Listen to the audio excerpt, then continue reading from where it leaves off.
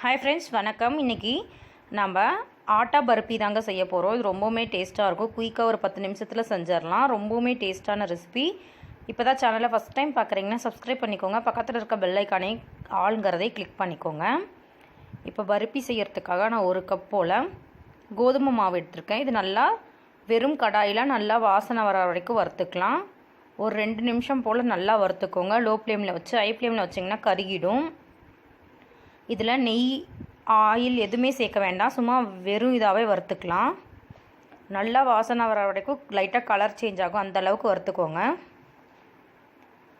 இது வறுத்துட்டேன். இதை ஒரு பிளேட்டில் சேர்த்துடலாம். இப்போ 1 கப்புக்கு அரை கப்லேருந்து 3/4 கப் அளவுக்கு சுகர் சேர்த்துக்கலாம். ஒரு 1/4 கப் அளவுக்கு தண்ணி சேர்த்துக்கோங்க. சுகர் நல்லா கரைஞ்சி வரணும்.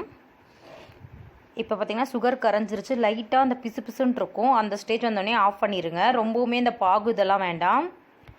இப்போ ஸ்டவ் ஆஃப் பண்ணிட்டேன். ஆஃப் பண்ணிவிட்டு தான் நம்ம இந்த மாவை சேர்த்து கிளறணும். ஆனில் இருந்துச்சுன்னா அந்த முருகிடும், கட்டியாக நல்லா அந்த பாவோடு சேர்ந்து இறுகிற மாதிரி ஆகிடும்.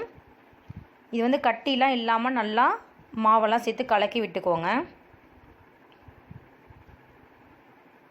இப்போ இந்த ஸ்டேஜில் இருக்குது. நம்ம கிளற இதுவாகவே இறுகிடும். நம்ம ஸ்டவ் ஆன் பண்ணால் ரொம்பவுமே இந்த கல் மாதிரி ஆகிடும். அதனால் ஸ்டவ் ஆஃபில் இருக்கும்போது தான் இந்த ப்ராசஸ்லாம் செய்யணும்.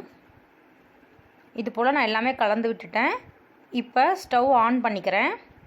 ஆன் பண்ணிவிட்டு 1லேருந்து ஒரு 2 ஸ்பூன் நெய் சேர்த்துக்கலாம். நெய் சேர்த்துட்டு லோ ஃப்ளேம்லேயே வச்சு கிளறி விடுங்க. ஹை ஃப்ளேமில் வைக்க வேண்டாம். நல்லா கிளறிக்கிட்டே இருக்கணும். நல்லா சுருண்டு இது வரும், ஒரு சேர வர மாதிரி வரணுங்க. ஆனால் லோ ஃப்ளேமில் தான் இருக்கணும். இது போல் வந்திருக்கு. இந்த ஸ்டேஜில் இன்னும் கொஞ்சம் கிளறிக்கலாம். லைட்டாக அந்த நம்ம சேர்த்த நெய்யெல்லாம் கொஞ்சம் வெளியே வர ஆரம்பிக்கும். அது கரெக்டான இதுவாக இருக்கும். இப்போ பாருங்கள், இந்த மாதிரி நல்லா கொஞ்சம் கட்டியாக இப்படி திருப்பி விட்டால் அது மேலே ஒயிட்டாக இந்த மாதிரி வரும். அதுதான் நம்மளுக்கு கரெக்டான பதம். இப்போ ஒரு ட்ரேயில் நான் சுற்றியும் நெய் தடவி வச்சுருக்கேன். இதில் சேர்த்துக்கலாம். இதில் சேர்த்துட்டு சரிசமப்படுத்தி விட்டுக்கோங்க. இது ரொம்பவுமே டேஸ்ட்டாக இருக்கும்.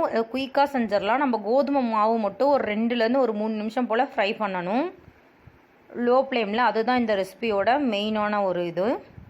இப்போ இதை நான் நல்லா ஈவன் பண்ணிக்கிறேன். இதை ஒரு அரை மணி நேரம் போல் அப்படியே வச்சுக்கலாம் செட் ஆகிறதுக்காக. இப்போ செட் ஆகிடுச்சு. இதை நான் கவிழ்த்திக்க போகிறேன். கவுழ்த்திட்டு நம்மளுக்கு தேவையான அளவு எந்த ஷேப் வேணுமோ அந்த ஷேப்பில் கட் பண்ணிக்கலாங்க. இது கொஞ்சம் செட்டானால் தான் வரும். நம்ம சேர்த்த நெய்யெல்லாம் இப்போ இருக்க மாதிரி இருக்கும். கொஞ்சம் நேரத்தில் எல்லாமே ட்ரை ஆகிடும். இது வாயில் வச்சோடனே நல்லா கரையும். கொஞ்சம் பார்த்திங்கன்னா இது மைசூர் பாக் அந்த டேஸ்ட்லேயே இருக்குங்க. இது குயிக்காகவும் செய்ய முடியும். இந்த ரெசிபி பிடிச்சிருந்தா லைக் பண்ணுங்கள். யூஸ்ஃபுல்லாக இருந்தால் ஃப்ரெண்ட்ஸ் அண்ட் ரிலேட்டிவ்க்கு ஷேர் பண்ணிக்கோங்க. தேங்க்ஸ் ஃபார் வாட்சிங். இன்னொரு இன்ட்ரெஸ்டிங்கான வீடியோவில் உங்களை நான் பார்க்குறேன். Bye friends. என்னோடய மற்ற அப்டேட்டையும் செக் பண்ணிக்கோங்க.